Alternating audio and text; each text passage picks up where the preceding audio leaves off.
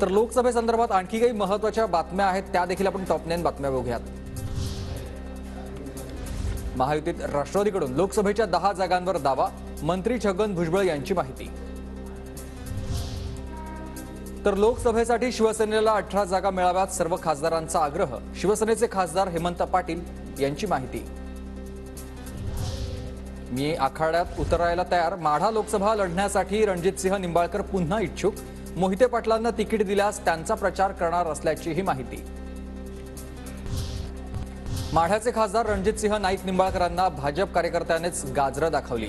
निंबाळकरांच्या गाडीसमोर गाजरं टाकत निष्क्रिय खासदार म्हणून घोषणाबाजी, भाजप कार्यकर्त्यांनाच आंदोलन केल्यानं माढ्यात चर्चेला उधाण। भाजप ईव्हीएम घोटाळा करून जिंकला तर देशात मोठा असंतोष निर्माण होईल, ईव्हीएमवरून उद्धव ठाकरेंचा भाजपवर निशाणा। तर उद्धव ठाकरे यांच्यावर काही बोलण्यासाठी मुद्दे नसल्यानंच ईव्हीएमवर त्यांच्याकडून निशाणा लगावला जातोय, फडणवीसांचा उद्धव ठाकरेंना टोला।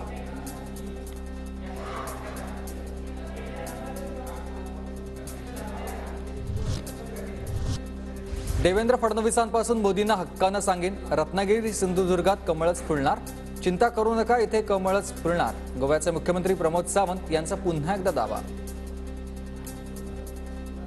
जयंत पाटील आणि जितेंद्र आव्हाड यांनी घेतली उद्धव ठाकरेंची भेट, कोल्हापूर आणि सांगली लोकसभा मतदारसंघाबाबत चर्चा झाल्याची सूत्रांची माहिती।